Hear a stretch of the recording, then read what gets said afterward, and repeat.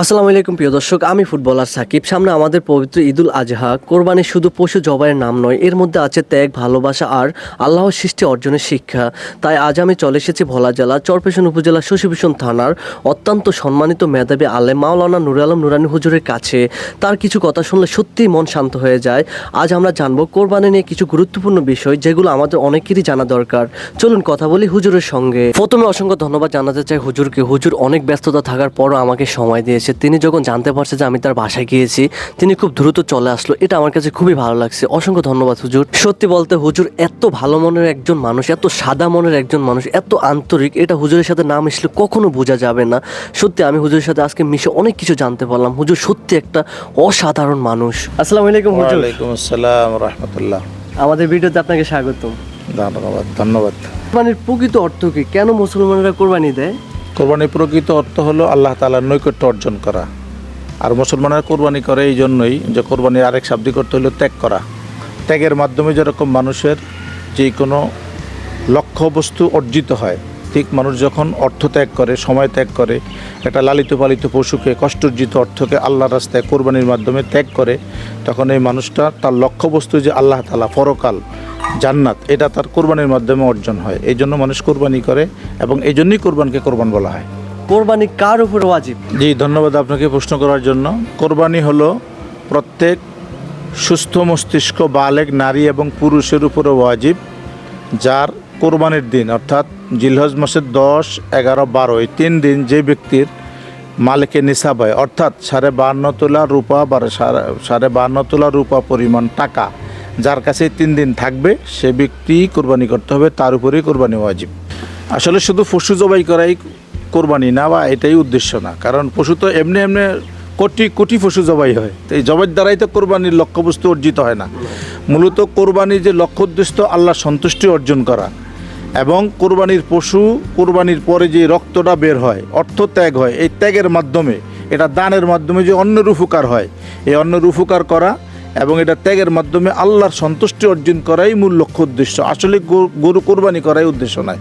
কোরবানি পশু নির্বাচন করার জন্য 6 প্রকারের পশু নির্বাচন করতে হয়।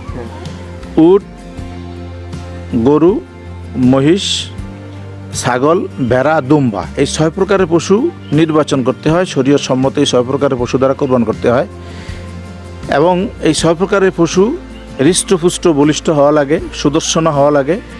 উট 5 বছর হতে হয় বয়স, এবং গরু 2 বছর কমপক্ষে তার বয়স হওয়া লাগে। ছাগল, ভেড়া, দুম্বা 1 বছর। শুধু ভেড়া এবং দুম্বার ক্ষেত্রে যদি 6 মাসের বয়সও হয় এবং 1 বছরের সমান বড় দেখায় ভেড়া এবং দুম্বা, তাহলে সেই ক্ষেত্রে ভেড়া এবং দুম্বা 6 মাসের হলেও কোরবানি করতে পারবে।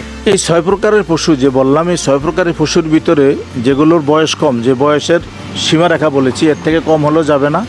এবং এই পশুর ক্ষেত্রে যদি শিংয়ের মশলা আছে, দাঁতের মশলা আছে, কানের মশলা আছে, লেজের মশলা আছে, দুধের বাটনের মশলা আছে, পায়ের মশলা আছে, যদি কোনো পশুর 4 পা ভালো না থাকে, অর্থাৎ 3 পা থাকে, 1 পা ভালো না, ওটা যে হাঁটতে পারে না, সেই পশু দ্বারা কোরবানি জায়েজ হবে না। ছাগল, ভেড়া বয়সের যে দুম্বার বয়স বলেছি, বয়সের থেকে কম হলেও চলবে না। এবং শিং যদি মূল না থাকে তাহলেও হবে না। লেজ, কান যদি অর্ধেকের বেশি না থাকে, তাহলে সেই পশু দ্বারাও কোরবানি জায়েজ হবে না। কোরবানির সঠিক সময় হলো 10 তারিখ, জিলহজ মাসের 10 তারিখ, অর্থাৎ 2026-এর ডেটটা হলো 28। কোরবানির গোশত কিভাবে ভাগ করা উত্তম? কোরবানির গোশত শরীয়তের দৃষ্টিতে বন্টন করার জন্য নিয়ম হলো 3 ভাগ করতে হয়। 3 ভাগ করে 1 ভাগ নিজের জন্য, 1 ভাগ আত্মীয় স্বজনের জন্য, আর 1 ভাগ গরিব মিসকিনকে দান করার জন্য। যদি কেউ এটা না পারে তার গুনাহ হবে এমনটা নয়, তবে করতে পারলে এটা ভালো। কোরবানির সময় মানুষ বেশি ভুলগুলো করে থাকে। প্রথমত হলো পশু নির্বাচন করার ক্ষেত্রে ভুল হয়, বয়সের ক্ষেত্রে ভুল হয়, এবং পশুর যে অঙ্গ প্রত্যঙ্গের মশালাগুলো আছে এগুলোর ক্ষেত্রে ভুল করে। বিশেষ করে জবাইয়ের ক্ষেত্রেও ভুল করে, যেমন ধারালো না এমন ছুরি দ্বারা জবাই করে। এবং বিশেষ করে জবাই করতে গেলে যে কি যেমন 4টা রগ আছে, কোনটা কাটতে হয়, কোনটা কাটলে, কয়টা কাটলে কোরবানি হয় হবে না, মাযহাব ভিত্তিক কী সমাধান আছে, এই সমস্ত ক্ষেত্রে মানুষ অনেক অংশেই ভুল করে থাকে। যারা কোরবানি দিতে পারে না, এক তো হলো যদি তার সামর্থ্য না থাকে, এমনি তো যাদের কোরবানি করা ফরজ ওয়াজিব অনেকেই করে না, সেটার জন্য তারা গুনাহগার হবে। তাদের জন্য আমার বলা থাকবে তারা যেন আল্লাহর সন্তুষ্টির জন্য কোরবানি করে। তৃতীয়ত যাদের অর্থনৈতিক সংকট অর্থাৎ কোরবানি ওয়াজিব হয় নাই, মালিকের নিসাব হয় নাই, তাদের জন্য আমার উপদেশ থাকবে, রাসূলুল্লাহ সাল্লাল্লাহু আলাইহি সাল্লাম বলেছেন, যে সমস্ত মানুষ জিলহজ মাসের চাঁদ ওঠার থেকে শুরু করে কোরবানির দিন পর্যন্ত অর্থাৎ কোরবানি করার পর পর্যন্ত শরীরের কর্তৃত অংশ না কাটে, যেমন চুল, মোষ, শেপ এবং অবাঞ্ছিত পশম, এগুলি যদি সে না কাটে ঈদের নামাজের পরে কোরবানির পরে সেগুলি কর্তন করে, ফ্রেশ হয়, শেভ হয়, তাহলে সেই ব্যক্তি পূর্ণ একটি কোরবানির সওয়াব পেয়ে যাবে। এই জন্য আমার বলা, যারা দিতে পারে না অন্তত এই আমলটা করে একটা পুরা কোরবানির সওয়াব অর্জন করতে পারে। ঈদুল আজহা উপলক্ষে আমার গুরুত্বপূর্ণ নসিহত থাকবে, রমজান মাসের পরে সবচেয়ে গুরুত্বপূর্ণ মাস এই জিলহজ মাস। কারণ রমজান মাসে রমজানের রোজা আছে, তারাবি আছে, ইফতারি আছে, সেহেরি আছে, কোরআন তেলাওয়াত আছে, তাসবিহ তাহলিল আছে, সকল আমল আছে। কিন্তু রমজান মাসে কোরবানিও নাই, রমজান মাসে হজও নাই। বরং এই জিলহজ মাসের 1 থেকে 10 তারিখ পর্যন্ত কোরআন তেলাওয়াত, তাসবিহ তাহলিল, নফল ইবাদত, নামাজ, রোজা সব কিছুর পাশাপাশি সবচেয়ে 2টা আমল বেশি, 10 তারিখে কোরবানি এবং তার আগের দিন হজ। এই 2টা আমল অন্য কোনো মাসে নেই। অতএব রাসূলুল্লাহ সাল্লাল্লাহু আলাইহি সাল্লাম বলেছেন, রমজানের পরে সবচেয়ে গুরুত্বপূর্ণ মাস জিলহজ মাস, এবং জিলহজ মাসের 1 তারিখ থেকে শুরু করে 10 তারিখ পর্যন্ত প্রতি রাত্র এবং দিনের আমল আছে। আল্লাহ রসুল বলেছেন, কেউ যদি একটা রোজা রাখে, অর্থাৎ 1 তারিখ থেকে শুরু করে 8 তারিখ পর্যন্ত, প্রত্যেকটা রোজার বিনিময়ে আল্লাহ তাআলা তার 1 বৎসরের জীবনের গুনাহ মাফ করে দিবেন। এবং রাত্রে যদি সে ইবাদত করে, তাহলে 1 রাত্রের ইবাদতের বিনিময়ে শবে কদরের 1 রাত্রের অর্থাৎ 83 বছর 4 মাস ইবাদতের নেকি দান করবেন। এবং আরাফার দিন অর্থাৎ 9 জিলহজ যদি কেউ একটা রোজা রাখে, তাহলে তাকে আল্লাহ তাআলা পিছনের 1 বছরের, সামনের 1 বছরের গুনাহ মাফ করে দিবেন।